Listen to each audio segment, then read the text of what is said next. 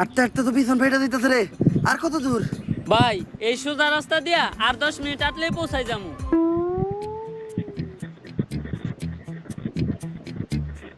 ও এনে রাস্তা দেখলো কই? কানা তুই এনে রাস্তা পাইলি কই?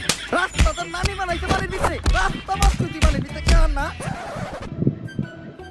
ইওর অনার, ওদের কোনো সাক্ষী বা প্রমাণ নেই। এ থেকেই বোঝা যায় এই শাহবাগীরা কত বড় অপরাধী।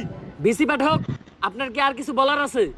ইওর অনার, যে ডাক্তার মৃত ক্যামেরাম্যানটির পোস্টমর্টম করেছে, আমি একবার কাট করাই তাকে ডাকতে চাই। অনুমতি দেওয়া হলো।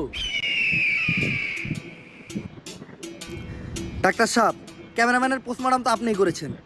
ক্যামেরাম্যানের শরীরে কি আসলেই শাহবাগিরোনা ভাইরাসটি পাওয়া গেছে?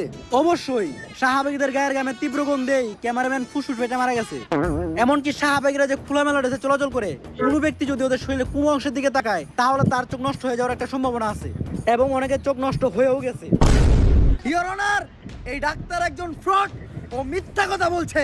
কারণ শাহবাগীদের গায়ের গন্ধ যদি এতটাই মারাত্মক হতো, তাহলে আমার মক্কেল শাহবাগীর পাশে এই পুলিশ ভাইটি নাক না ধরে এতক্ষণ দাঁড়িয়ে থাকতে পারতো না।